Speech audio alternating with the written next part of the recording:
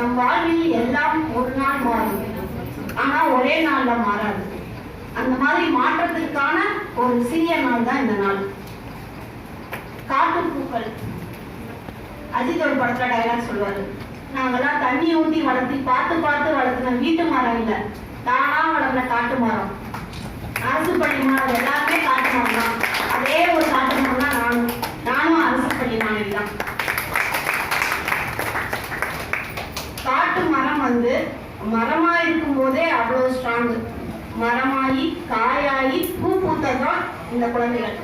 அப்ப காட்டு பூக்கள் அப்படிங்கும் போது யாருடைய இது, அதாவது எந்த ஒரு முயற்சியும் தேவையில்லை, தன்னோட முயற்சியால தானே வந்த பூக்கள் தான் இந்த காட்டு பூக்கள். இந்த 5 மாணவிகளை பார்த்தா எனக்கு சந்தோஷமா இருக்கு, அதே சமயம் கொஞ்சம் பொறாமையாகவும் இருக்கு. ஏன் அப்படின்னா நான் என்னோட 6th ஸ்டாண்டர்ட் படிக்கும் போது ஒரு முதல் கவிதை டைரி எழுதுனேன். அந்த டைரி இன்னும் வச்சிருக்கேன். நான் அப்ப எழுதின கவிதை இன்னும் கவிதை புக்கு வெளியிடுறதுக்கு என்ன பண்றதுன்னு எனக்கு தெரியாது. ஆனா 10th வரைக்கும் டிஸ்ட்ரிக்ட்ல ஃபர்ஸ்ட், கவிதை போட்டியில ஃபர்ஸ்ட், கட்டுரை போட்டியில ஃபர்ஸ்ட், பேச்சு போட்டியில ஃபர்ஸ்ட். ஆனா 11th 12th வந்ததுக்கு அப்புறமும் ஃபர்ஸ்ட். ஆனா அதுக்கப்புறம் அதை தொடர்பை என்ன கொண்டு போறதுங்கிறது தெரியல. ஆனா உங்களுக்கு கிடைத்திருந்த தங்கதுரை அரசி அவர்களுடைய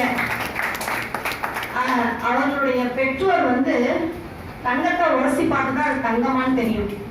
பார்த்தோன்னே இது தங்கம் தான், மற்றவர்களை அலங்கரிக்கிறதுக்காக தான் உருவாயிருக்கு.